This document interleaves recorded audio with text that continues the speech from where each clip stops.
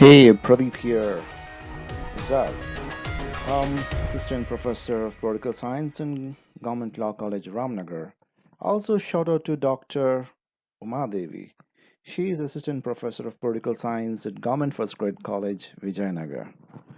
Well, last few class we were just trying to understand the whole concept of international institution, especially how international organization tried to emerge from the last 500 years. We tried to, briefly discuss about what really happened in 17th century and how the Treaty of Westphalia was a single most important factor for not only international organizations but also for international relations. So therefore, in this particular session, let us try to focus further about the growth of international organization. Last ಹಲವಾರು ಕ್ಲಾಸ್ಗಳಲ್ಲಿ ನಾವು ಈಗಾಗಲೇ ನಾವು ಚರ್ಚೆ ಮಾಡಿದ್ವಿ ಯಾವ ರೀತಿಯಾಗಿ ಅಂತಾರಾಷ್ಟ್ರೀಯ ಸಂಘ ಸಂಸ್ಥೆಗಳು ಉಗಮವಾಗಲಿಕ್ಕೆ ಶುರುವಾಯಿತು. ಅತ್ಯಂತ ಪ್ರಮುಖವಾಗಿ ವೆಸ್ಟ್ಫೇಲಿಯಾ ಒಪ್ಪಂದ ಯಾವ ರೀತಿಯಲ್ಲಿ ಹಲವಾರು ರಾಜರುಗಳನ್ನ ಒಟ್ಟುಗೂಡಿಸಿ ಒಂದು ಶಾಂತಿಯುತವಾಗಿ ಸಂಬಂಧಗಳ ಕಲ್ಪಿಸಿದರ ಮೂಲಕದ ಒಂದು ವಿಶ್ವ ಸಂಸ್ಥೆ ಅಥವಾ ವಿಶ್ವ ಸೌಹಾರ್ದ ಮತ್ತು ಸ್ಥಿರತೆಗೆ ಕಾರಣವಾಗುತ್ತೆ ಅಂತ ನಾವು ಹಲವಾರು ಚಿಂತನೆಗಳನ್ನ ಇಟ್ಕೊಂಡು ಚರ್ಚೆ ಮಾಡಿದ್ವಿ. ಇಂದಿನ ಸಂಚಿಕೆಯಲ್ಲೂ ಕೂಡ ಮುಂದುವರಿಸುತ್ತಾ ಕೆಲವು ವಿಷಯಗಳ ಬಗ್ಗೆ ಚರ್ಚೆ ಮಾಡಲಿಕ್ಕೆ ಪ್ರಯತ್ನ ಪಡೋಣ. The modern states are sovereign. ಪ್ರಸ್ತುತ ಸಮಯದಲ್ಲಿ ಎಲ್ಲ ರಾಷ್ಟ್ರಗಳು ಪರಮಾಧಿಕಾರ ಮತ್ತು ಸಾರ್ವಭೌಮತ್ವ ಹೊಂದಿರುವಂತಹ ರಾಷ್ಟ್ರಗಳಾಗಿವೆ. However, there was a time when states were not able to understand the whole concept of sovereignty and non-interference with other states. ಒಂದು ಸಮಯದಲ್ಲಿ ಈ ಪರಮಾಧಿಕಾರ ಮತ್ತು ರಾಜ್ಯಗಳು ಬೇರೆ ರಾಜ್ಯಗಳ ಆಂತರಿಕ ವಿಷಯಗಳ ಒಳಗೆ ತಲೆ ಹಾಕುವಂತಹ ಚಿಂತನೆಗಳನ್ನ ಅಷ್ಟೊಂದು ತೀಕ್ಷ್ಣವಾಗಿ ಅರ್ಥ ಮಾಡ್ಕೊಂಡಿರಲಿಲ್ಲ. Probably if you go back to about 500 years, we see states were constantly fighting battles day in and day out. ಪ್ರತಿದಿನ ಪ್ರತಿ ಕ್ಷಣ ನಿರಂತರವಾಗಿರುವಂತ ಯುದ್ಧಗಳು ರಾಷ್ಟ್ರಗಳ ಇತಿಹಾಸದಲ್ಲಿ ನಾವು ನೋಡ್ಬೋದು. ವೈ? ಇದಕ್ಕೆ ಕಾರಣ ಏನು ಅಂದ್ರೆ ರಾಷ್ಟ್ರಗಳ ಗಡಿರೇಖೆಗಳು ಕ್ಲಿಯರ್ ಕಟ್ ಆಗಿ ಕಾಣಿಸ್ತಾ ಇರಲಿಲ್ಲ. ರಾಷ್ಟ್ರಗಳಿಗೆ ಇದು ನನ್ನ ನಿರ್ದಿಷ್ಟವಾಗಿರುವಂತ ಭೂಪ್ರದೇಶ ಎಂಬುವಂತಹ ಪರಿಕಲ್ಪನೆ ಗೋಚರವಾಗಿರಲಿಲ್ಲ. The states were unable to have this concept of distinct territory. It's for this reason there was a constant war. ಮಧ್ಯಮ ಕಾಲದಲ್ಲಿ ನಾವು ಯುರೋಪನ್ನು ಗಮನಿಸಿದಾಗ, if you look at the medieval times in Europe, constant war was being fought because there was no distinction between a state's territory and the neighbors. ಈ ಕಾರಣದಿಂದ ನಿರಂತರವಾಗಿರುವಂತಹ ಜಗಳ, ನಿರಂತರವಾಗಿರುವಂತಹ ಯುದ್ಧ. ಇಂಥ ಸಮಯದಲ್ಲಿ ಅಂತಾರಾಷ್ಟ್ರೀಯ ಸಂಘಟನೆಗಳು ಕೂಡ ಇರಲಿಲ್ಲ. ಸೊ ರಾಷ್ಟ್ರಗಳು ತಮ್ಮ ಇಚ್ಛೆಗಳನ್ನ, ತಮ್ಮ ಗುರಿಗಳನ್ನ ಕೇವಲ ಯುದ್ಧಗಳ ಮೂಲಕನೇ ಈಡೇರಿಸ್ಕೊಳ್ತಾ ಇದ್ವು. The states used to fight war to determine their objectives and goals.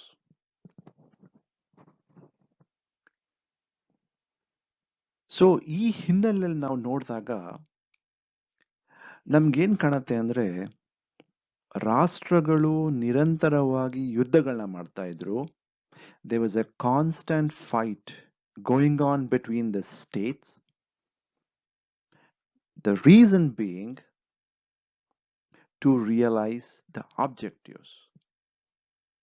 ಉದ್ದೇಶ ಏನು ಅಂದ್ರೆ ರಾಷ್ಟ್ರಗಳ ಗುರಿಗಳನ್ನ ಈಡೇರಿಸ್ಕೋಬೇಕು ಅಂತ. For example Holy Roman Empire ನೋಡಿ, ಮಧ್ಯಮ ಯುಗದಲ್ಲಿ ಫ್ರಾನ್ಸು, ಪ್ರಷ್ಯಾ, ಆಸ್ಟ್ರಿಯಾ ಹಂಗೇರಿ ಇವೆಲ್ಲವೂ ಕೂಡ ನಿರಂತರವಾಗಿ ಯುದ್ಧಗಳನ್ನ ಮಾಡ್ತಾ ಇರ್ತವೆ. ನನ್ನ ಗಡಿ ರೇಖೆ ಇದ, ನನ್ನ ಗಡಿ ರೇಖೆ ಅದ, ಸ್ಪಷ್ಟತೆ ಇರಲಿಲ್ಲ. ಆದರೆ something significant happened in the early part of 17th century. 17ನೇ ಶತಮಾನದ ಆರಂಭದಲ್ಲಿ ವಿಶೇಷವಾಗಿರುವಂತಹ ಘಟನೆ ಸಂಭವಿಸುತ್ತೆ. ಹೋಲಿ ರೋಮನ್ ಎಂಪೈರ್ ಸುಮಾರು 30 ವರ್ಷಗಳ ಕಾಲ ನಿರಂತರವಾಗಿರುವಂತ ಯುದ್ಧ ಮಾಡ್ತಾ ಇತ್ತು. 1618ರಿಂದ 1648ರವರೆಗೂ. The 30 Years' War was fought by the Holy Roman Empire between 1618 to 1648. ಈ 30 ವರ್ಷಗಳ ಅವಧಿಯಲ್ಲಿ 80 ಲಕ್ಷ ಜನರು ಮೃತಪಟ್ಟರು. ಯಾಕೆ?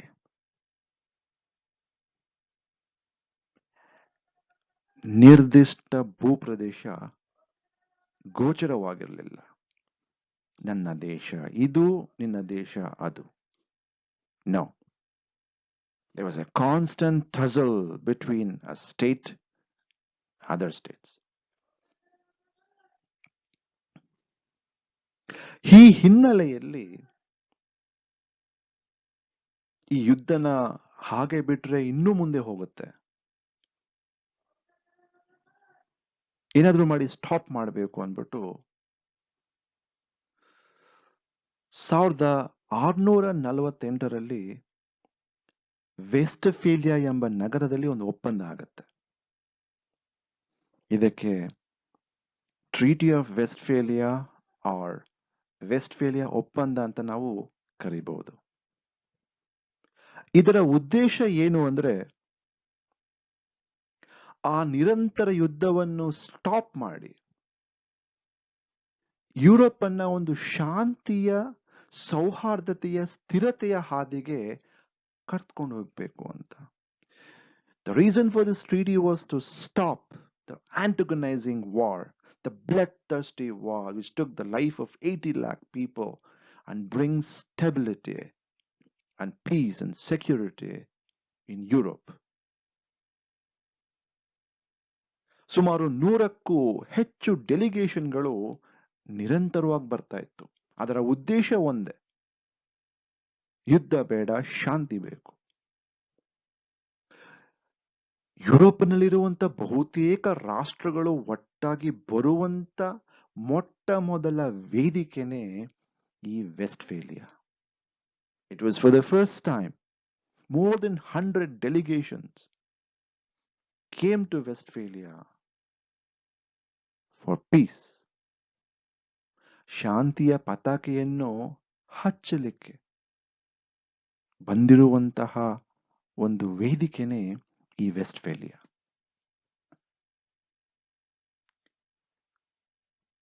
ನಾವು ಲಾಸ್ಟ್ ಕ್ಲಾಸಲ್ಲಿ ಗಮನಿಸಿದ್ವಿ, ಅಂತಾರಾಷ್ಟ್ರೀಯ ಸಂಘಟನೆಗಳ ಮುಖ್ಯ ಗುರಿಗಳೇನು ಅಂದ್ರೆ ರಾಷ್ಟ್ರಗಳು ತಮ್ಮ ಇಚ್ಛೆಗಳನ್ನ ಈಡೇರಿಸ್ಕೋಬೇಕು ಅಂದ್ರೆ ಒಟ್ಟಾಗಿ ಕಲೆಕ್ಟಿವ್ ಆಗಿ ಒಂದು ವೇದಿಕೆನ ಯೂಸ್ ಮಾಡಿಕೊಂಡ್ರೆ ಯುದ್ಧಗಳ ಅವಶ್ಯಕತೆ ಇರೋದಿಲ್ಲ.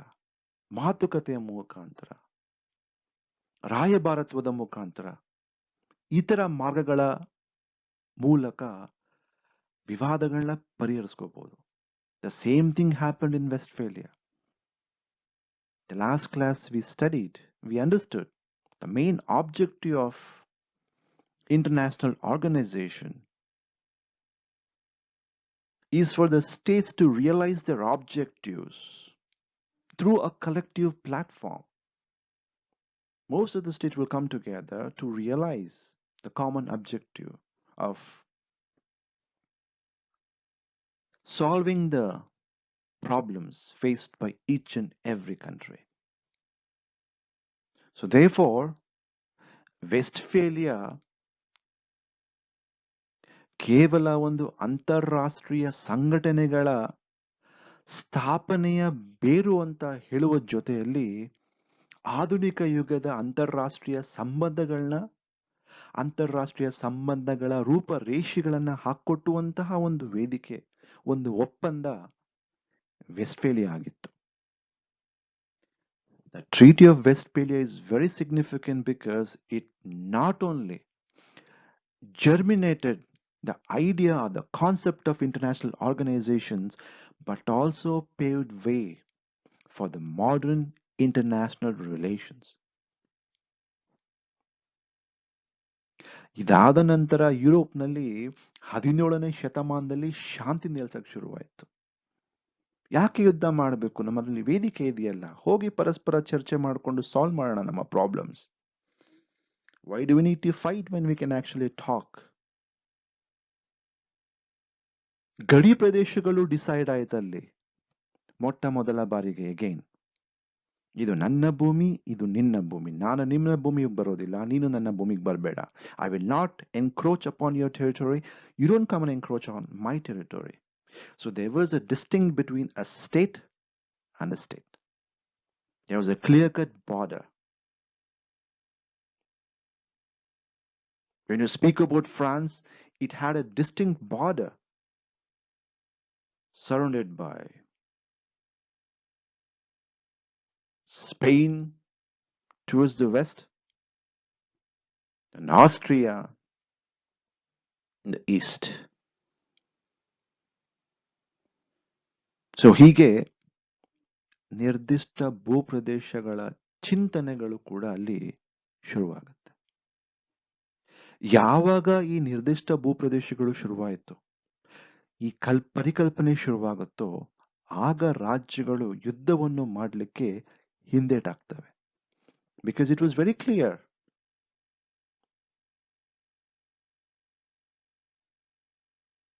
if a state will not come and attack me, what is the reason for me to go and attack them? Because I have a distinct territory. Whatever I do in this territory, it is my business. And if that state is not interfering in my business, there is no reason for war. So ಹೀಗೆ ಮಾತುಕತೆ, ರಾಯಭಾರತ್ವಗಳು ಬಹಳ strong ಆಗಿ ನಮಗೆ 17ನೇ ಶತಮಾನದ ಕಾಲದಲ್ಲಿ ನಮಗೆ ಕಾಣಿಸ್ಕೊಳ್ಳುತ್ತೆ. The age of war during the medieval times gave way to the age of peace and stability because of Westphalia. ಆದ್ದರಿಂದ ವೆಸ್ಟ್ಫೇಲಿಯಾ ಎಂಬ ಪರಿಕಲ್ಪನೆ, ವೆಸ್ಟ್ಫೇಲಿಯಾ ಎಂಬ ಒಪ್ಪಂದ, ಆ ಸಮಯದಲ್ಲಿದ್ದಂತಹ ಚಿಂತನೆಗಳು ನಮ್ಮ ವಿಶ್ವದ ಭವಿಷ್ಯವನ್ನೇ ಬದಲಾಯಿಸುವಂತಹ ಚಿಂತನೆಗಳು ಒಳಗೊಂಡಿರುತ್ತದೆ. Westphalia is the single most important event in international politics that determined the fate of the coming world order. ನಿರಂತರವಾಗಿರುವಂತ Shanti ನೆಲೆಸಲಿಕ್ಕೆ ಶುರುವಾಗಿರುತ್ತೆ. 100 years of peace, 100 ವರ್ಷಗಳ ಶಾಂತಿಯ ಚಿಂತನೆ.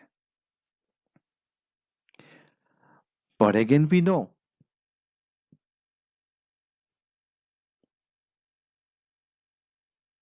ಶಾಂತಿ ಎಂಬುದು ಯುದ್ಧಗಳ ತಯಾರಿಕೆಯ ಸಮಯ ಅಂತ ಕೂಡ ನಾವು ಅಂತಾರಾಷ್ಟ್ರೀಯ ಸಂಬಂಧಗಳಲ್ಲಿ ನೋಡಿದ್ದೀವಿ. ರಾಷ್ಟ್ರಗಳು ಶಾಂತಿಯ ಕೂತ್ಕೊಳ್ಳೋಕೆ ಆಗೋದಿಲ್ಲ ಅವ್ರ ಕೈಯಲ್ಲಿ. There is always a fear. Fear of what? Fear of being attacked by the other countries. ನಾವು ಸುಮ್ಮನೆ ಕೂತ್ಕೊಂಡ್ಬಿಟ್ರೆ ಪಕ್ಕದ ರಾಷ್ಟ್ರಗಳು ನಮ್ಮ ಮೇಲೆ ಪಿತೂರಿ ಮಾಡಬಹುದು, ಆಕ್ರಮಣ ಮಾಡಬಹುದು ಎಂಬ ಚಿಂತನೆ ಇದ್ದೇ ಇರುತ್ತದೆ. ಈ ಹಿನ್ನೆಲೆಯಲ್ಲಿ 18ನೇ ಶತಮಾನದಲ್ಲಿ ನಾವು ಫ್ರಾನ್ಸಿನ Napoleon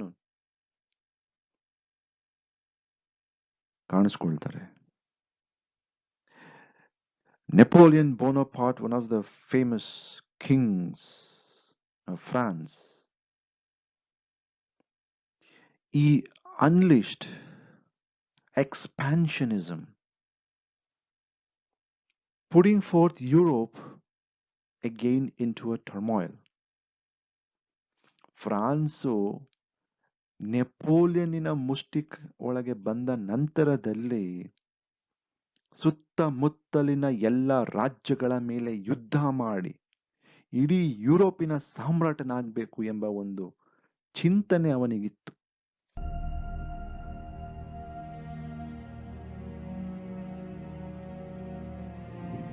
My enemies are many, my equals are none. In the shade of olive trees, they said Italy could never be conquered. In the land of pharaohs and kings, they said Egypt could never be humbled. In the realm of forest and snow, they said Russia could never be tamed. Now they say nothing.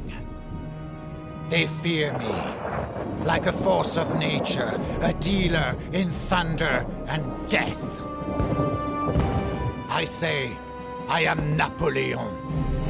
I am Emperor.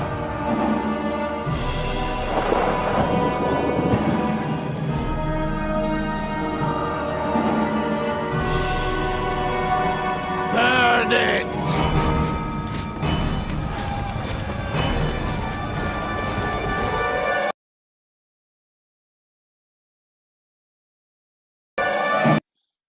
He wanted to become a ruler of the Europe. ಚಕ್ರವರ್ತಿ ಆಗಬೇಕು ಅಂತ ಇಷ್ಟಪಡ್ತಾನೆ.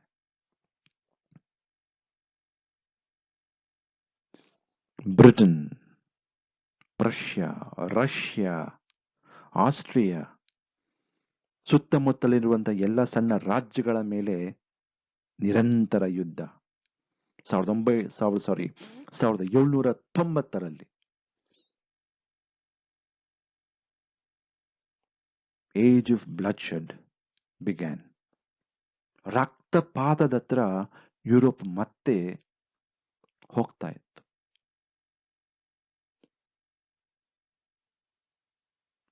ಆದ್ರೆ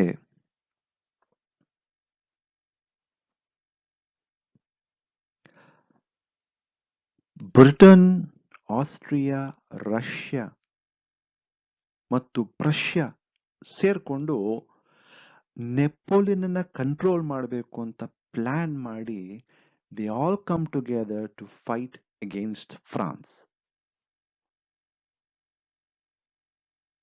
they wanted to control Napoleon to restore the order which was enabled by Westphalia.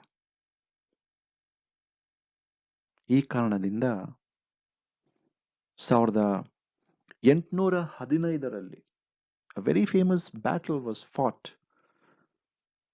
Battle of Waterloo. ಈ ಯುದ್ಧದಲ್ಲಿ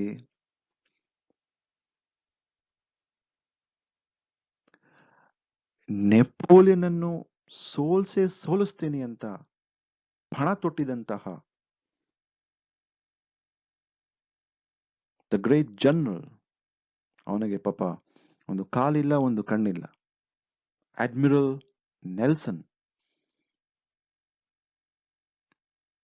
Waterloo ಯುದ್ಧದಲ್ಲಿ ನೆಪೋಲಿಯನನ್ನ ಸೋಲಿಸ್ತಾರೆ. ಇನ್ನು 6 ವರ್ಷಕ್ಕೆ Napoleon ಕಣ್ಮರೆ ಆಗ್ತಾರೆ. Napoleon was defeated in the Battle of Waterloo in 1815 and he died in 1821.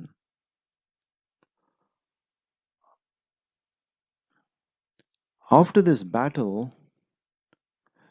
there was again a peace established in 1815 after the Congress of Vienna.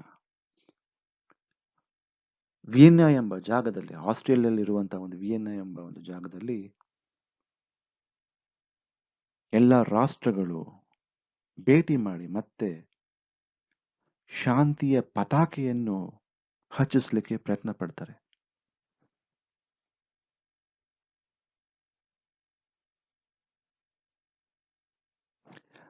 ಈ ಹಿನ್ನೆಲೆಯಲ್ಲಿ ಮತ್ತೆ 100 ವರ್ಷಗಳ ಕಾಲ ಯುರೋಪಿನಲ್ಲಿ ಶಾಂತಿ ನೆಲೆಸುತ್ತೆ. After the Congress of Vienna in 1815, there was a peace. ಈ ಯುಗಕ್ಕೆ ನಾವು ಕರೆಯುವಂಥದ್ದು concert of Europe. The famous chancellor of Austria, the Metternich, he was responsible for orchestrating peace after the Vienna Congress. ಜರ್ಮನಿಯ ಚಾನ್ಸಲರ್ ಆಗಿರುವಂತಹ, ಕ್ಷಮಿಸಿ, ಆಸ್ಟ್ರಿಯಾದ chancellor ಆಗಿರುವಂತಹ prince ಮ್ಯಾಟರ್ನಿಚ್ನವರು ತಮ್ಮ ಚಾಣಾಕ್ಷತನದಿಂದ ಯುರೋಪ್ನಲ್ಲಿ ಮತ್ತೆ ಶಾಂತಿಯ ಪತಾಕೆಯನ್ನು ಹಾರಿಸ್ತಾರೆ. ಹೀಗೆ ಅಂತಾರಾಷ್ಟ್ರೀಯ ಸಂಘಟನೆಗಳು ವಿಶ್ವ ಯುದ್ಧದ ಕಡೆ ಹೋಗ್ತಾ ಇದ್ರೆ ಅದನ್ನ ಸರಿದೂಗಿಸಿ ಶಾಂತಿ ಸೌಹಾರ್ದತೆ ಕಡೆಗೆ ಎಳ್ಕೊಂಬರುವಂತಹ, ಸೆಳೆಯುವಂತಹ ಕೆಲಸಗಳು ಮಾಡ್ತಾ ಇರುತ್ತೆ.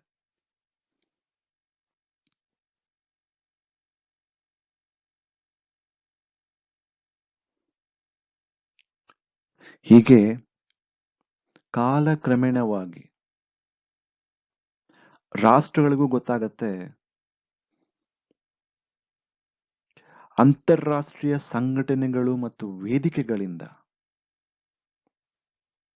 ಉನ್ನತ ಮಟ್ಟದ ವ್ಯವಸ್ಥೆನ ಮಾಡ್ಕೋಬಹುದು, ಪ್ರಜೆಗಳನ್ನ ಸಂರಕ್ಷಿಸಬಹುದು ಎಂಬ ಚಿಂತನೆಗಳು ಕಾಣಿಸ್ಕೊಳ್ಳುತ್ತೆ.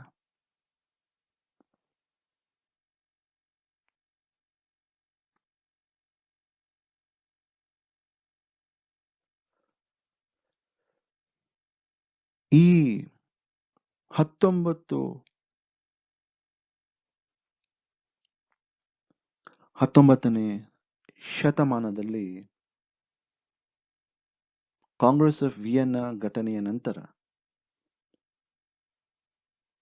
ಯುರೋಪಿನ ಬಹುತೇಕ ದೊಡ್ಡ ರಾಷ್ಟ್ರಗಳು, the biggest States of Europe,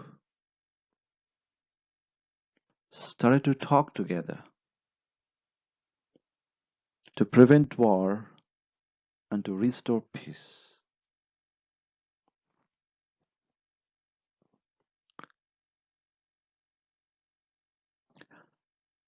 However,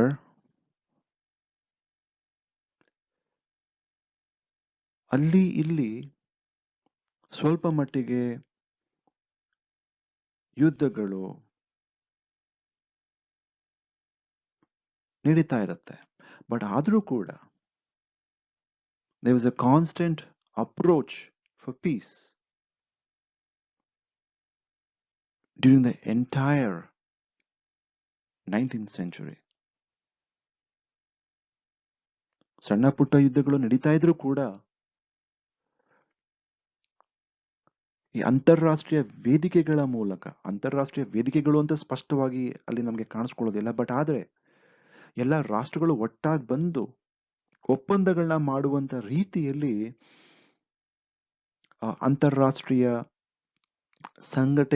ಸಂಘಟನೆಗಳ ಒಂದು ಚಿಂತನೆಗಳಲ್ಲಿ ವ್ಯಕ್ತಪಡಿಸಲಾಗತ್ತೆ ಅಂತ ನಾವಿಲ್ಲಿ ಹೇಳ್ಬೋದು. Though there was no specific international organizations to deal with this kind of issues, using conferences, summit diplomacy, the states came together to solve the common problems.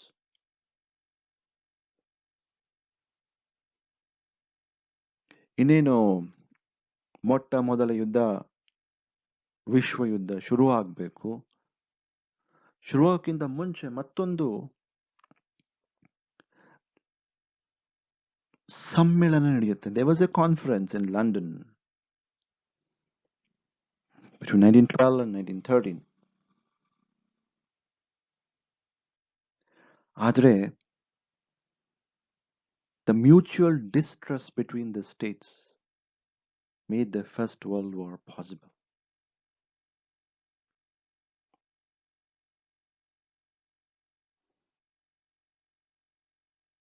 ಯುದ್ಧ ಆದ ನಂತರ Woodrow Wilson ರವರ ಚಿಂತನೆಯಂತೆ ವಿಶ್ವದ ಮೊಟ್ಟ ಮೊದಲ ರಾಜಕೀಯಕ್ಕೆ ಸಂಬಂಧಪಟ್ಟಂತಹ, ಅಂತಾರಾಷ್ಟ್ರೀಯ ಸಂಬಂಧಗಳಿಗೆ ಸಂಬಂಧಪಟ್ಟಂತಹ ಒಂದು ಉತ್ತಮವಾಗಿರುವಂತಹ ಪ್ರಯತ್ನ ನಡೆಯುತ್ತೆ.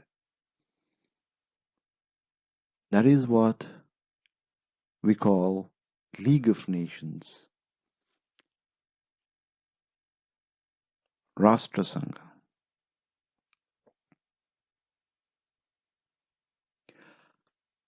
ಈ ಸಮಯದಲ್ಲಿ ಅಂತಾರಾಷ್ಟ್ರೀಯ ಸಂಬಂಧಗಳ ಬಗ್ಗೆ ಚಿಂತಿಸುವಂತಹ ಪ್ರಮುಖ ಚಿಂತಕರು ಜರ್ಮಿ ಬೆಂಥಮ್, ಹ್ಯೂಗೋ ಗ್ರೋಷಿಯಸ್ ಅಂಡ್ ಇಮ್ಯಾನ್ಯುಯಲ್ ಕಾಂತ್.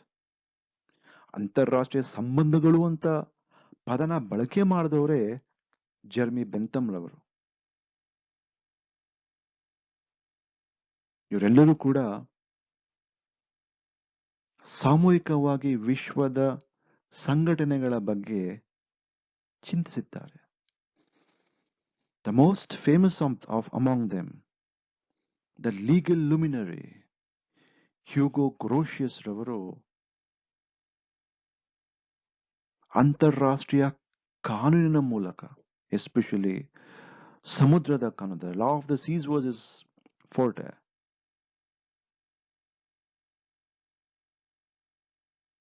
ಅಂತಾರಾಷ್ಟ್ರೀಯ ಕಾನೂನುಗಳನ್ನ ರಚನೆ ಮಾಡಿ ರಾಷ್ಟ್ರಗಳನ್ನ ನಿಯಂತ್ರಿಸುವಂತ ಚಿಂತನೆ ಮಾಡಿದಂತಹ ವ್ಯಕ್ತಿನೇ ಹ್ಯೂಗೋ ಗ್ರೋಷಿಯಸ್.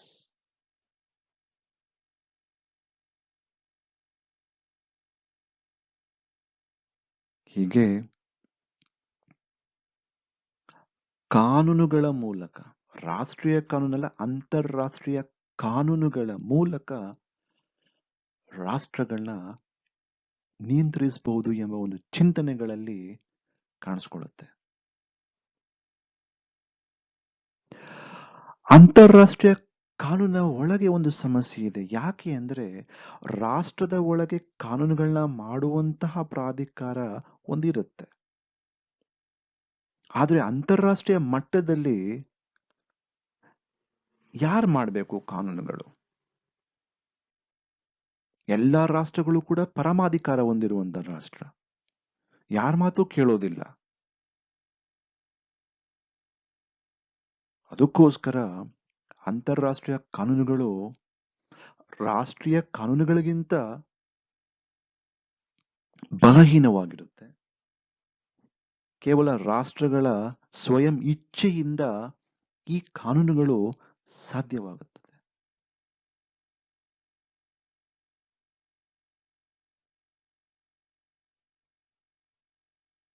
ರಾಷ್ಟ್ರ ಸಂಘ ಅಂತಾರಾಷ್ಟ್ರೀಯ ಕಾನೂನಿನ ಆಧಾರಿತವಾಗಿರುವಂತಹ ಒಂದು ಸಂಘಟನೆಯಾಗಿ ಮುಂದೆ ಕಾಣಿಸ್ಕೊಳ್ಳುತ್ತೆ.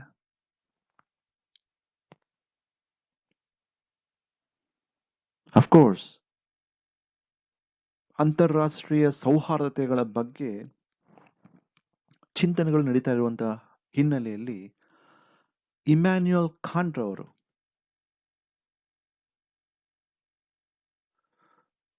ವಿಶ್ವ ಒಕ್ಕೂಟಗಳ ಬಗ್ಗೆ ಚಿಂತನೆಗಳನ್ನು ವ್ಯಕ್ತಪಡಿಸ್ತಾರೆ.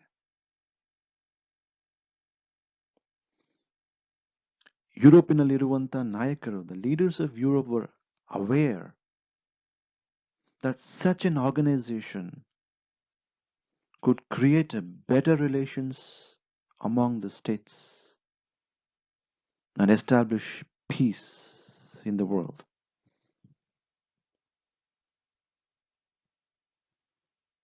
ಆ ಸಮಯದಲ್ಲಿ ಅಂತಾರಾಷ್ಟ್ರೀಯ ಸಂಘಟನೆಗಳ ಒಂದು ಚಿಂತನೆಗಳು ಇದ್ರೂ ಕೂಡ ರಾಷ್ಟ್ರಗಳ ಪರಸ್ಪರ ವೈರತ್ವ ಮತ್ತು ಅಪನಂಬಿಕೆಗಳಿಂದ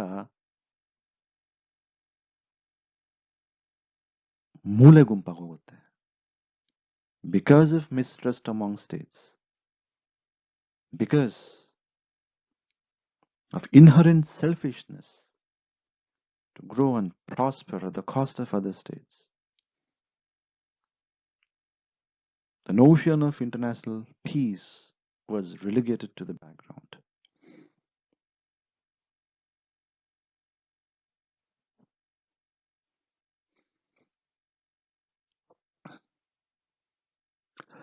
ವಿಶ್ವದಲ್ಲಿ ಈ ಪ್ರಯತ್ನದ ಹಿನ್ನೆಲೆಯಲ್ಲಿ international postal union, international telegraphic union ಕೆಲ ಮೊಟ್ಟ ಮೊದಲ ಅಂತಾರಾಷ್ಟ್ರೀಯ ಸಂಘಟನೆಗಳಾಗಿ ಕಾಣಿಸ್ಕೊಳ್ಳುತ್ತೆ.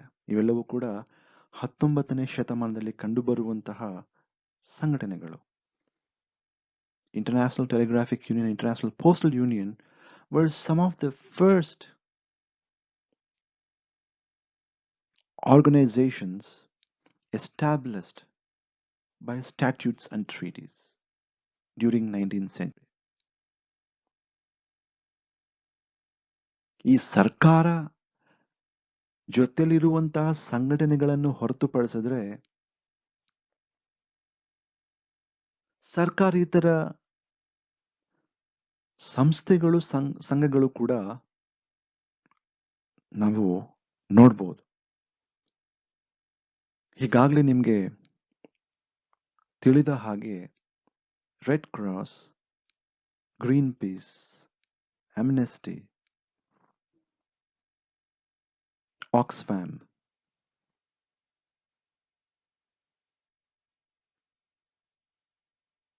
ಡಾಕ್ಟರ್ಸ್ ವಿತೌಟ್ ಬಾರ್ಡರ್ಸ್, ಹಲವಾರು ಸಂಘಟನೆಗಳು ಕಾಲಕ್ರಮೇಣವಾಗಿ ವಿಶ್ವದಲ್ಲಿ ಕಾಣಿಸ್ಕೊಳ್ಳೋಕೆ ಶುರುವಾಗುತ್ತೆ. Apart from the state sponsored organizations, we have organizations that are non-governmental in nature. Red Cross, Greenpeace, Amnesty, Oxfam, Doctors Without Borders are some of the examples that are in existence even today. ಅದೇ ರೀತಿಯಲ್ಲಿ especially ವಿಶ್ವಸಂಸ್ಥೆಯ ಸ್ಥಾಪನೆಯ ನಂತರದಲ್ಲಿ ಪ್ರಾದೇಶಿಕ ಸಂಘಟನೆಗಳು ಕೂಡ ಕಾಣಿಸ್ಕೊಳ್ಳೋಕೆ ಶುರುವಾಗುತ್ತೆ. The problems faced by the countries is not only global in nature but regional as well.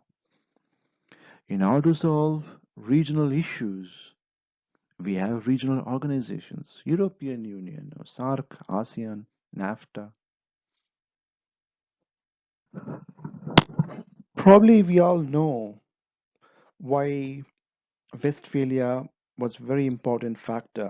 Of course, even before Westphalia, the Romans had this term called Pax Romana.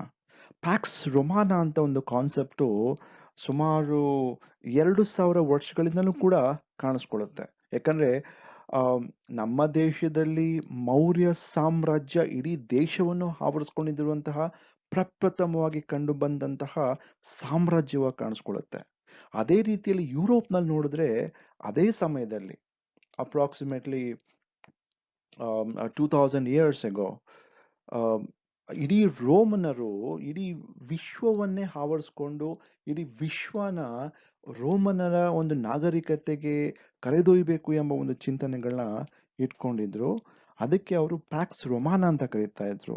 Hole concept of Roman peace came to be a part of the Roman empire.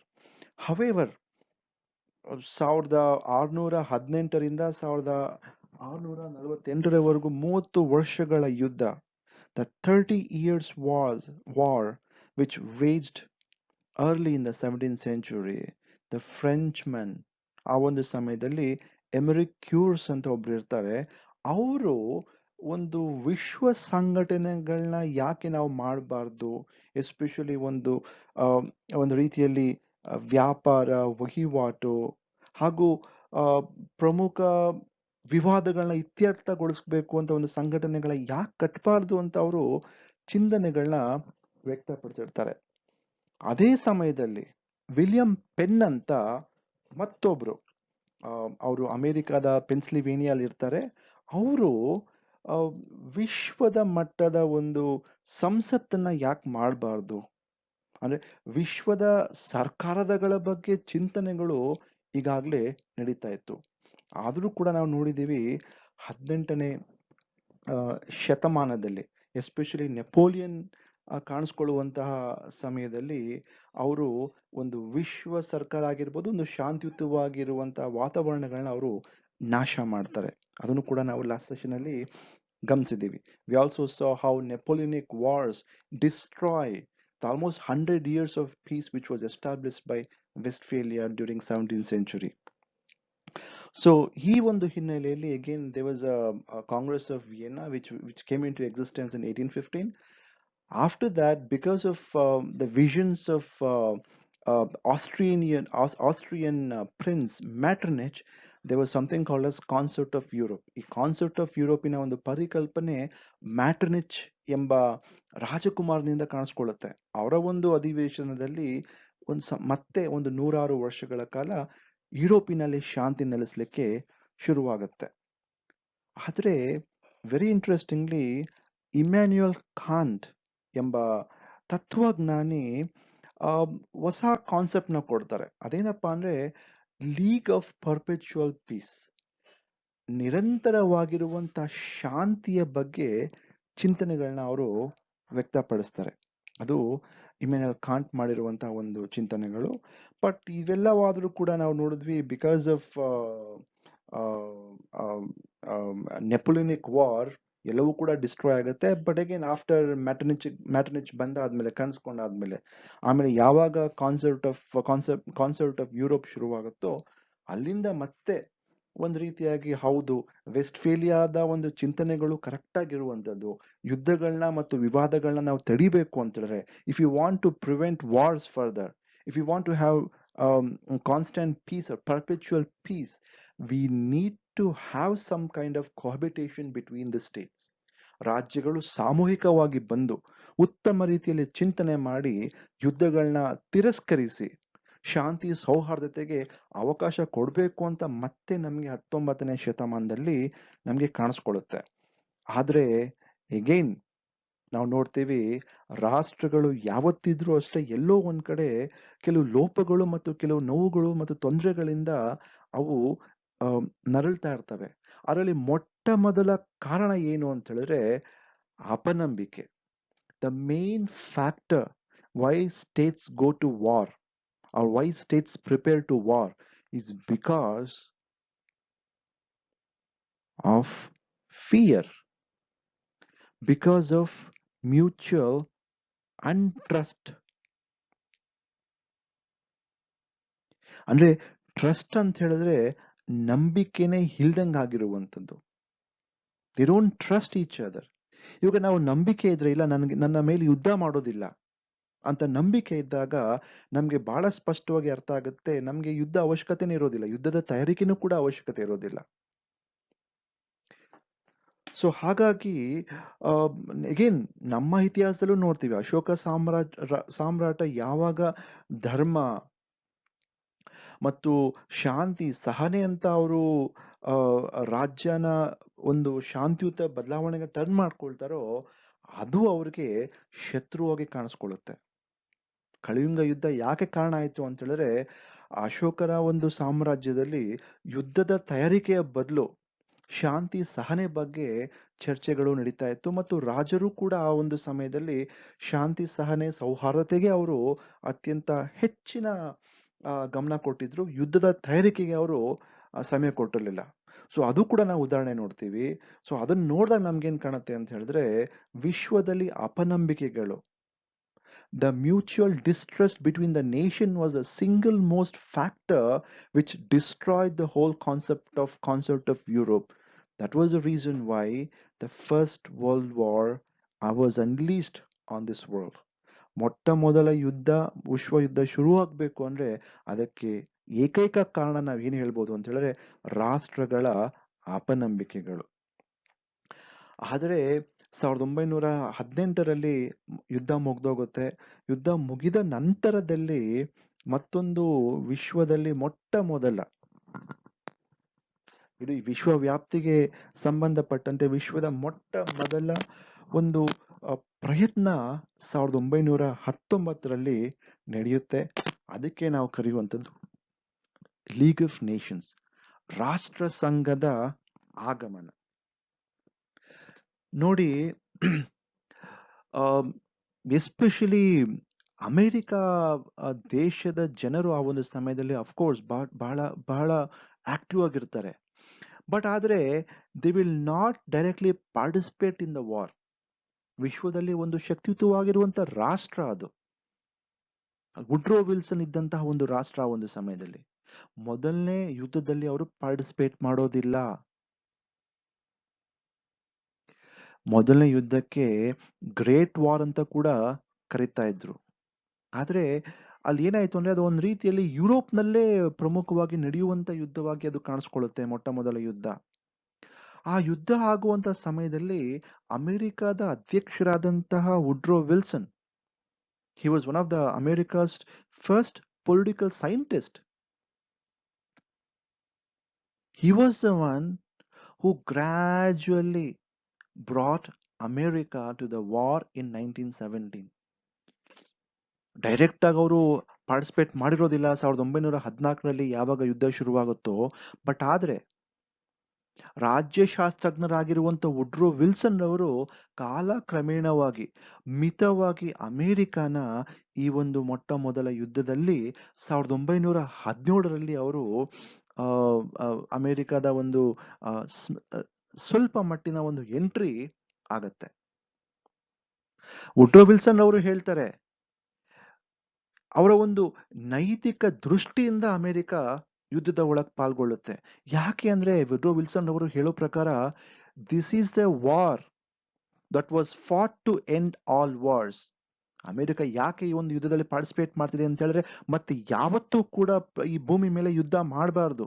ಈ ಒಂದು ಯುದ್ಧ ಮಾಡಿದ ನಂತರ, ಯುದ್ಧವನ್ನು ಗೆದ್ದ ನಂತರ ಮತ್ತೆ ವಿಶ್ವದಲ್ಲಿ ಯುದ್ಧ ಎಂಬ ಪದಕ್ಕೆ ಅವಕಾಶಗಳೇ ಕೊಡಬಾರ್ದು. ಆ ರೀತಿಯಾಗಿ ಬಹಳ ಸ್ಟ್ರಾಂಗ್ ಆಗಿ ವುಡ್ರೋ ವಿಲ್ಸನ್ ಅವರು ಯುದ್ಧವನ್ನು ತಿರಸ್ಕರಿಸುತ್ತಾ ಯುದ್ಧವನ್ನು ನಾಶ ಮಾಡಬೇಕು ಅಂತ ಕೊನೆ ಪಟ್ಟಿಗೆ ಸ್ವಲ್ಪ ಮಟ್ಟಿನಲ್ಲಿ ಅಮೆರಿಕಾದು ಕೂಡ ಈ ಒಂದು ಯುದ್ಧದಲ್ಲಿ ಮಿತವಾಗಿ ಇನ್ವಾಲ್ವ್ ಆಗ್ಲಿಕ್ಕೂ ಕೂಡ ಶುರುವಾಗುತ್ತೆ. 1919 ಆಗುತ್ತೆ. 19ರಲ್ಲಿ ನಿಮ್ಗೆಲ್ಲ ಗೊತ್ತಿರ್ಬೋದು, ವರ್ಸಲಿಸ್ ಒಪ್ಪಂದ ಆಗತ್ತೆ. ಆ ಕಡೆ ಜರ್ಮನಿ ಸುತ್ತೋಗಿರುತ್ತೆ, ಸಂಪೂರ್ಣವಾಗಿ ನಾಶವಾಗಿರುವಂತಹ ಜರ್ಮನಿ ಒಂದ್ ಕಡೆ, ಈ ಕಡೆ ಗೆದ್ದಿರುವಂತಹ ರಾಷ್ಟ್ರಗಳು ಮತ್ತೊಂದು ಕಡೆ. ವುಡ್ರೋ ವಿಲ್ಸನ್ ಅವರು ಈ ವರ್ಸಲಿಸ್ ಪೀಸ್ ಒಪ್ಪಂದಕ್ಕೆ ಹೋಗ್ತಾರೆ. 14 ಪಾಯಿಂಟ್ ಯೋಜನೆಗಳನ್ನ ಇಟ್ಕೊಂಡು ಶಾಂತಿ, ಸಹನೆ, ಸೌಹಾರ್ದತೆ, ಭದ್ರತೆ, ವಿಶ್ವದ ಅಭಿವೃದ್ಧಿ ಎಲ್ಲವನ್ನು ಇಟ್ಕೊಂಡು ಹೋಗ್ತಾರೆ. ಬಹಳ ನೈತಿಕವಾಗಿರುವಂತಹ ಉನ್ನತ ಮಟ್ಟದ ಒಂದು ಚಿಂತನೆಗಳು. Woodrow Wilson goes to this Versailles Treaty Conference. He goes with the idea and the flag that we need to really cut down on war. We have to give peace a chance to prevent all future wars. Woodrow Wilson ಹೇಳುವಂತ ಮಾತುಗಳನ್ನ Britain ಮತ್ತು France accept ಮಾಡುತ್ತೆ. Yes, we need to have a league, ಒಂದು ರಾಷ್ಟ್ರ ಸಂಘ ಎಂಬ ಒಂದು ಸಂಘಟನೆ ಕಾಣಿಸ್ಕೋಬೇಕು.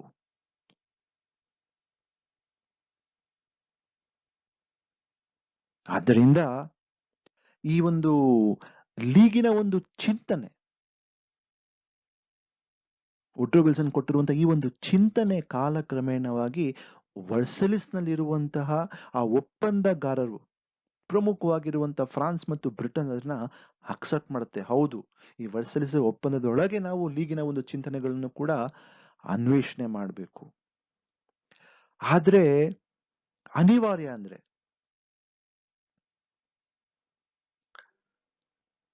ಇಷ್ಟೊಂದು ಎಫರ್ಟ್ ಆಗ್ದಂತಹ ವುಡ್ರೋ ವಿಲ್ಸನ್ ಅವರ ಒಂದು ಚಿಂತನೆನ ಅವರ ರಾಷ್ಟ್ರನೇ ಒಪ್ಕೊಳ್ಳಿಲ್ಲ. ಅಫ್ಕೋರ್ಸ್ ಅಲ್ಲಿರುವಂತ ಕಾಂಗ್ರೆಸ್ ಮತ್ತು ಸೆನೆಟ್ ಇರುತ್ತಲ್ಲ, ಕಾಂಗ್ರೆಸ್ ಹೆಂಗೋ ಒಪ್ಪಿಗೆ ಕೊಡುತ್ತೆ, ಬಟ್ ಆದ್ರೆ ಸೆನೆಟ್ ಒಪ್ಪಿಗೆ ಕೊಡೋದಿಲ್ಲ.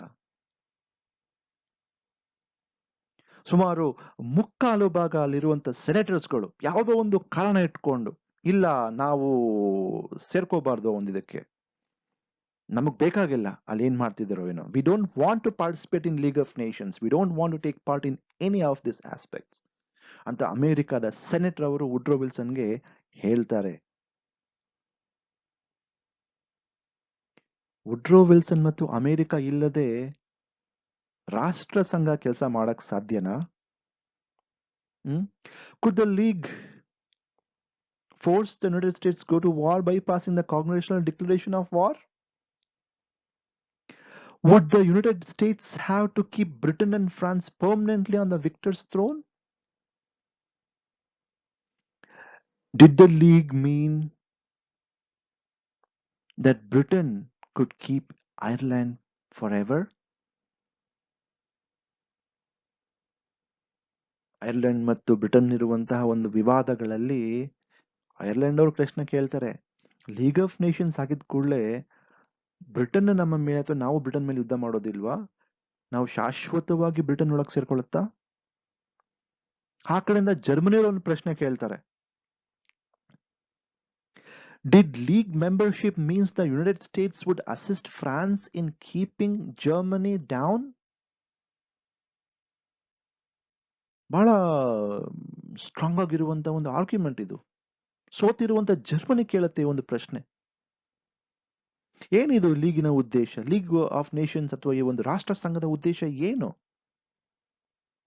ಅಮೆರಿಕ ಫ್ರಾನ್ಸಿಗೆ ಸಹಾಯ ಮಾಡಿ, ಅಫ್ಕೋರ್ಸ್ ಮೊದಲನೇ ಯುದ್ಧದಲ್ಲಿ ಫ್ರಾನ್ಸ್ ಮತ್ತು ಜರ್ಮನಿ ಯುದ್ಧ ಮಾಡಿರುತ್ತೆ ವಿರೋಧ ಪಕ್ಷಗಳಾಗಿ, ವೈರಿಗಳಾಗಿ.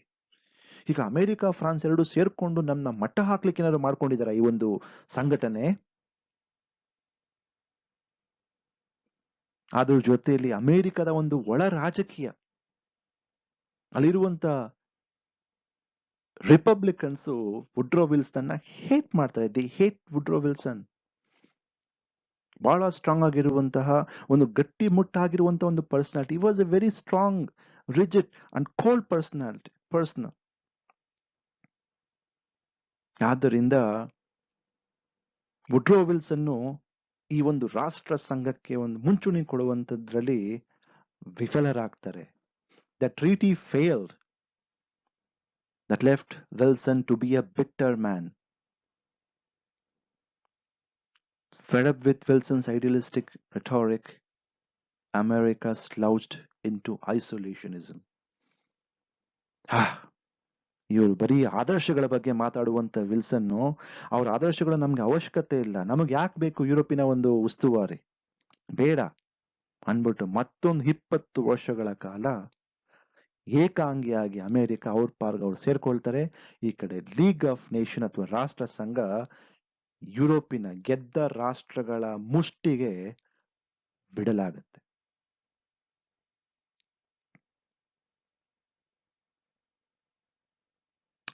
ಅಮೆರಿಕ ಇಲ್ಲದಿದ್ರೂ ಕೂಡ ಈ ಒಂದು 1919ರಲ್ಲಿ ಪ್ಯಾರಿಸ್ ಶಾಂತಿ ಸಮ್ಮೇಳನದ ನಂತರದಲ್ಲಿ, ಅಫ್ಕೋರ್ಸ್ ಆ ಒಂದು ಸಮ್ಮೇಳನದಲ್ಲೇ ವಿಲ್ಸನ್ ಮತ್ತು ಸಿಸಿಲ್ ಹಾಗೂ ಸ್ಮಟ್ಸ್ ರವರು ಒಂದು ಡ್ರಾಫ್ಟ್ ಪ್ರಪೋಸಲ್ ಕೊಟ್ಟಿರ್ತಾರೆ, ಈ ತರ ಮಾಡ್ಬೇಕು, ಈ ತರ ಇರಬೇಕು, ಒಂದು ವಿಶ್ವಸಂಸ್ಥೆ ತರ ಮಾಡ್ಕೋಬೇಕು ಅಂತ. ಆದ್ರೆ 28 ಜೂನ್ 1919ರಲ್ಲಿ ಅಮೆರಿಕ ಇರೋದಿಲ್ಲ, ವುಡ್ರೋ ವಿಲ್ಸನ್ ಇರೋದಿಲ್ಲ. ಆದ್ರೆ ಅವ್ರು ಕೊಟ್ಟಿರುವಂತ ಚಿಂತನೆಗಳು ಅಕ್ಸೆಪ್ಟ್ ಮಾಡಿ League came into existence. 44 ಜನ ಅಥವಾ 44 ರಾಷ್ಟ್ರಗಳು ಅದಕ್ಕೆ ಒಪ್ಪಿಗೆ ಕೊಡುತ್ತೆ. ಆ 44 ರಾಷ್ಟ್ರಗಳಲ್ಲಿ ವಿರೋಧ ಪಕ್ಷಗಳು ಸೋತಂತಹ ರಾಷ್ಟ್ರಗಳೇ 31 ರಾಜ್ಯಗಳಿರ್ತವೆ, which is not a part of triple alliance. ನೋಡಿ, ಇಮ್ಯಾಜಿನ್ ಮಾಡ್ಕೊಳ್ಳಿ, 44 nations came together with an idea of yes, say no to war, let us give chance for a peace. ಶಾಂತಿಗೆ ಮತ್ತೊಂದು ಅವಕಾಶ ಕೊಡೋಣ, ನಮಗ್ ಬೇಕಾಗಿಲ್ಲ ಯುದ್ಧ. ವಿಶ್ವದಲ್ಲಿ ಮೊಟ್ಟ ಮೊದಲ ಬಾರಿಗೆ ಒಂದು ವಿಶ್ವ ಮಟ್ಟದ ಸಂಘಟನೆಗೋಸ್ಕರ 44 ರಾಷ್ಟ್ರಗಳು ಬಂದು, ಪರವಾಗಿಲ್ಲ ವುಡ್ರೋ ವಿಲ್ಸನ್ ಅವತ್ತು ಅಮೆರಿಕ ಇಲ್ದಿದ್ರು ಪರವಾಗಿಲ್ಲ, let us go ahead.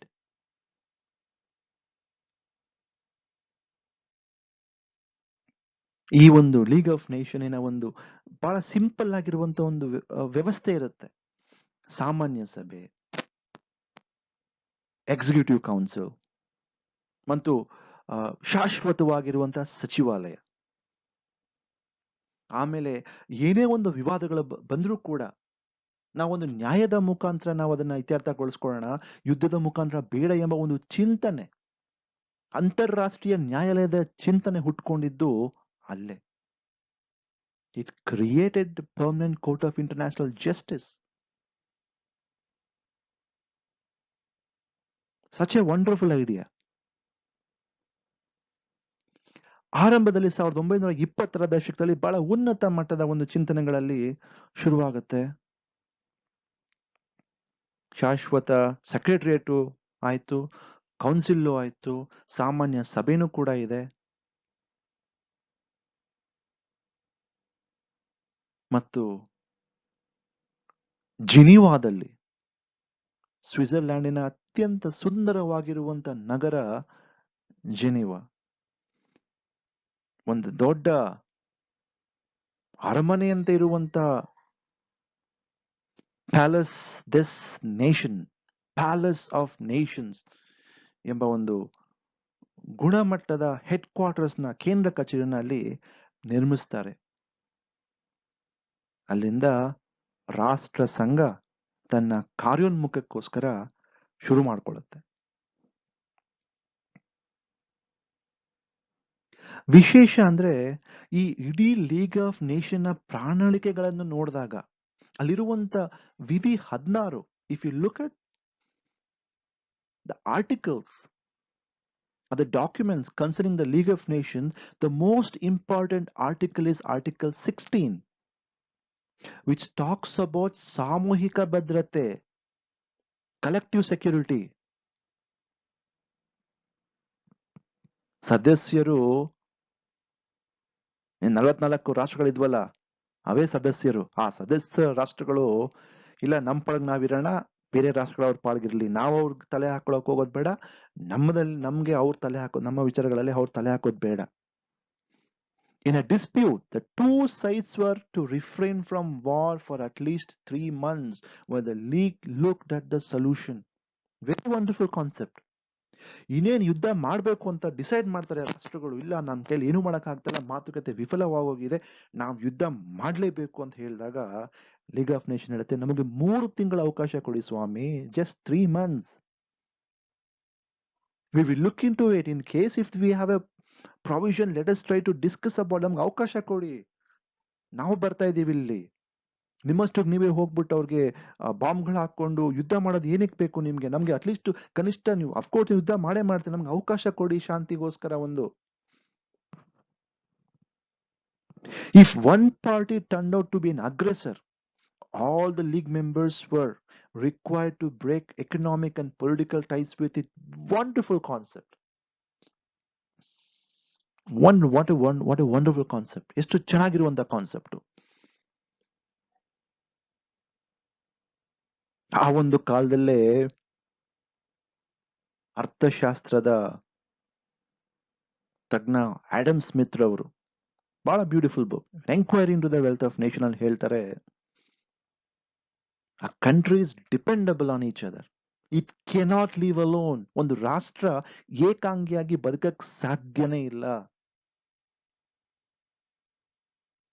China ಮೇಲೆ ನಮ್ಗೆ ರಾಜಕೀಯವಾಗಿರುವಂತ ತೊಂದರೆಗಳಾಗ್ತಾ ಇದೆ, ವಿವಾದಗಳು ಉಂಟು, ಬಟ್ ಆದ್ರೆ we are still dependent on China.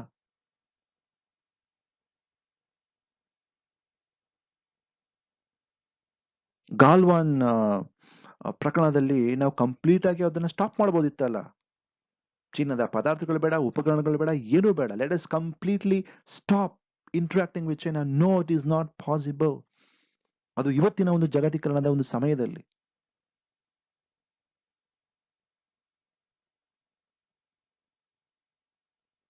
ಅವತ್ತು ಸೇಮ್ ಕಾನ್ಸೆಪ್ಟ್. ಒಂದು ರಾಷ್ಟ್ರ ಯುದ್ಧ ಮಾಡಲಿಕ್ಕೆ ರೆಡಿ ಆಗ್ತಿದೆ ಅಂತ ಹೇಳಿದ್ರೆ ಬೇರೆ ಎಲ್ಲ ರಾಷ್ಟ್ರಗಳು ಆ ರಾಷ್ಟ್ರದ ಜೊತೆ ಬಹಿಷ್ಕಾರ ಮಾಡುವಂಥದ್ದು. ಏನು ವ್ಯವಹಾರ ಮಾಡೋದು ಬೇಡ, ಆಮ್, ಆಮ್, ರಫ್ತು ಆಮದುಗಳನ್ನ ನಿಷೇಧ ಮಾಡುವಂಥದ್ದು, ಯಾವ ಸಂಪರ್ಕನೂ ಬೇಡ, ಅದು ಏಕಾಂಗಿ ಆಗ್ಲಿ ಸತ್ತೋಗ್ಲಿ ಅದು. ಆ ರೇಂಜ್ ಅಲ್ಲಿ ರಾಷ್ಟ್ರಗಳು ಡಿಸ್ಕಸ್ ಮಾಡ್ತಾ ಇದ್ವು.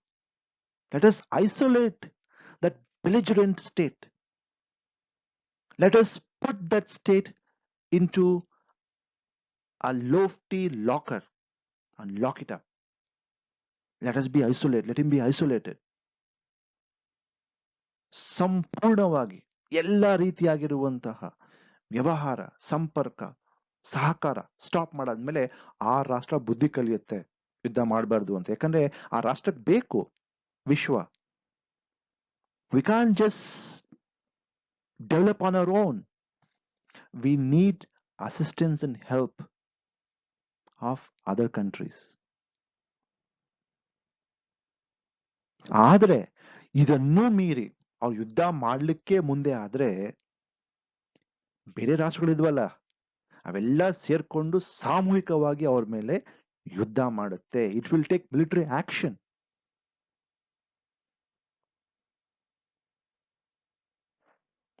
ಆದ್ರೆ ಕೇಳಲಿಕ್ಕೆ ಚೆನ್ನಾಗಿರುತ್ತೆ, ಇದು ಬರವಣಿಗೆಲ್ಲ ಚೆನ್ನಾಗಿರುತ್ತೆ. But when it come to reality, did it work?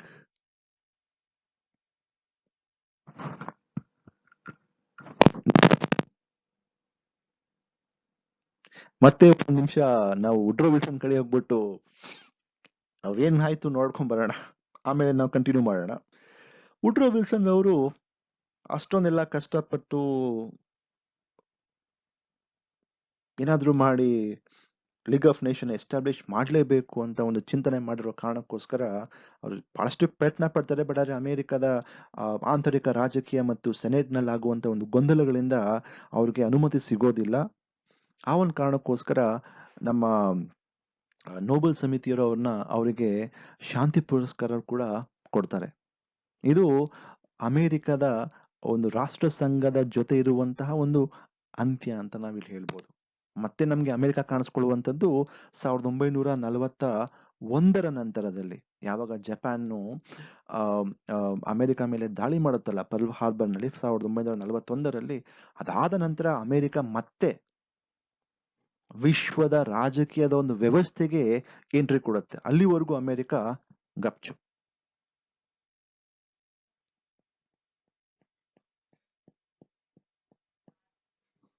ಮತ್ತೆ ಏನಾಯ್ತು ಲೀಗು? ಈ ಸಾಮೂಹಿಕ ಭದ್ರತೆಯ ಚಿಂತನೆ ಏನಾಯ್ತು? ಅಂತಾರಾಷ್ಟ್ರೀಯ ಸಂಘಟನೆಯಾಗಿರುವಂತ ಈ ಒಂದು ರಾಷ್ಟ್ರ ಸಂಘದ ಚಿಂತನೆ ಏನಾಯ್ತು? ಆರ್ಟಿಕಲ್ 16 ಅಷ್ಟು ಸ್ಟ್ರಾಂಗ್ ಆಗಿದ್ರು ಕೂಡ ಯಾಕೆ ಫೇಲ್ ಆಯ್ತು? The failure of collective security spell the end of the league.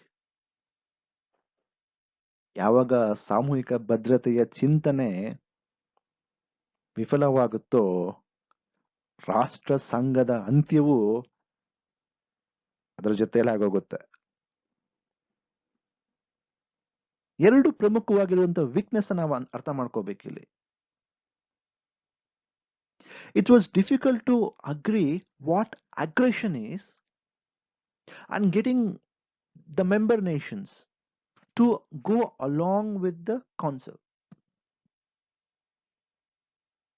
ಯುದ್ಧ ತಯಾರಿಕೆ ಅಂದ್ರೆ ಏನು, ಅಗ್ರೆಷನ್ ಅಂದ್ರೆ ಏನು, ಆ ಒಂದು ಅಗ್ರೆಷನ್ ಎಂಬ ಒಂದು ಪದನ ವ್ಯಾಖ್ಯಾನ ಮಾಡೋದ್ರಲ್ಲಿ ವಿಫಲವಾಗುತ್ತೆ.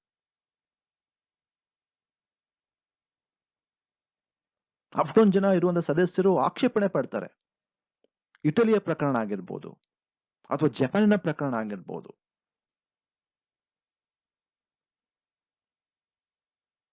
ಅದು ಅಗ್ರೆಸಿವ್ ಆಗಿ ವರ್ತಿಸಿದ್ರು ಕೂಡ ಇಲ್ಲಿರುವಂತ ಸದಸ್ಯರು ಅದಕ್ಕೆ ಒಪ್ಪಿಗೆ ಕೊಡೋದಿಲ್ಲ. ಇಲ್ಲ, ಅವ್ರ ದೇಶನ ಅವ್ರು ಕಾಪಾಡ್ಕೊಳ್ತಾ ಇದ್ದಾರೆ.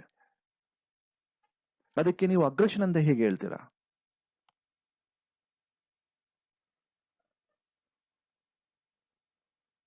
ಮತ್ತು ಸಾಮೂಹಿಕವಾಗಿ ನಿರ್ಬಂಧನೆಗಳು ಹಾಕಬೇಕು ಅಂತ ಹೇಳಿದ್ರೆ ಇಲ್ಲಿರುವಂತ ರಾಷ್ಟ್ರಗಳು ಒಪ್ಪಿಗೆ ಕೊಡ್ತಿರ್ಲಿಲ್ಲ.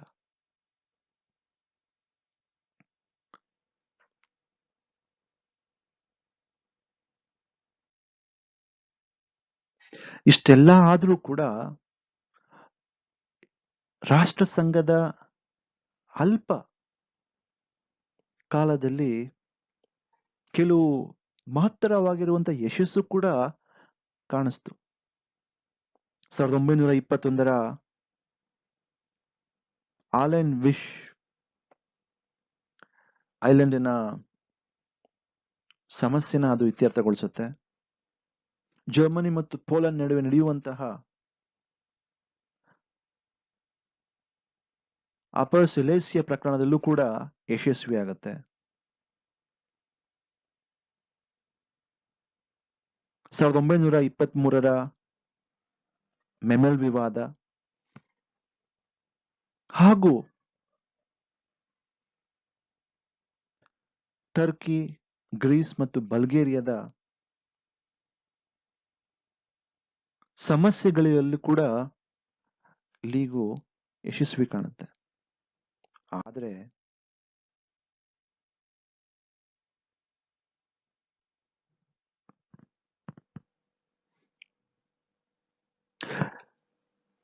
ಕೆಲವು ವಿಫಲತೆಗಳನ್ನ ನೋಡಬಹುದು.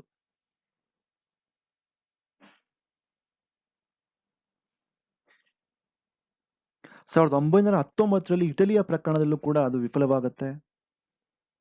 1923 ಯಾವಾಗ ಫ್ರಾನ್ಸ್ ದೇಶ ಜರ್ಮನಿಯ ಒಂದು ರೂರ್ ಎಂಬ ಒಂದು ಭಾಗನ ಆಕ್ರಮಿಸುತ್ತೋ ಅವಾಗ ರಾಷ್ಟ್ರ ಸಂಘ ಸುಮ್ಮನೆ ಕುಳಿತಿರುತ್ತೆ. When France try to occupy Germany's Ruhr province, the league did not condemn. ಚೀನಾದ ಒಂದು ಭಾಗವಾಗಿರುವಂತಹ ಮಂಚೂರಿಯಾ Japan 1931 ಆಕ್ರಮಿಸುತ್ತೆ.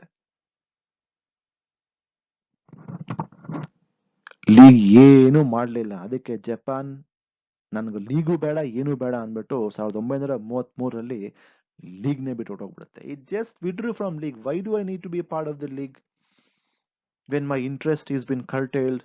I want to go occupy Manchuria. I don't want to do anything with the league. Manchurian incident 1935 again Africa ಖಂಡದಲ್ಲಿರುವಂತಹ Ethiopia, ಅವತ್ತು Abyssinia ಅಂತ ಕರೀತಾ ಇದ್ರು. Italy ಯಾವಾಗ ಇಥಿಯೋಪಿಯಾನ occupy ಮಾಡುತ್ತೆ ಆಗ ಲೀಗ್ ಏನು ಮಾಡಕ್ಕಾಗ್ಲಿಲ್ಲ.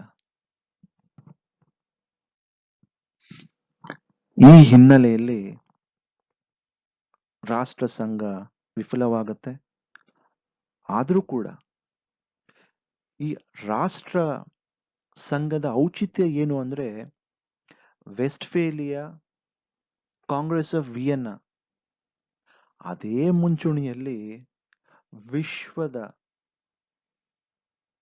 ಶಾಂತಿ, ಸೌಹಾರ್ದತೆ, ಸ್ಥಿರತೆ, ಭದ್ರತೆಗೆ ಯುದ್ಧ ಪ್ರಶ್ನೆ ಅಲ್ಲ ಅಥವಾ ಯುದ್ಧ ಉತ್ತರ ಅಲ್ಲ, ಅದಕ್ಕೆ ಸೂಕ್ತವಾದ ಉತ್ತರ ಒಂದು ರಾಷ್ಟ್ರ ಮಟ್ಟದ ಸಂಘಟನೆ.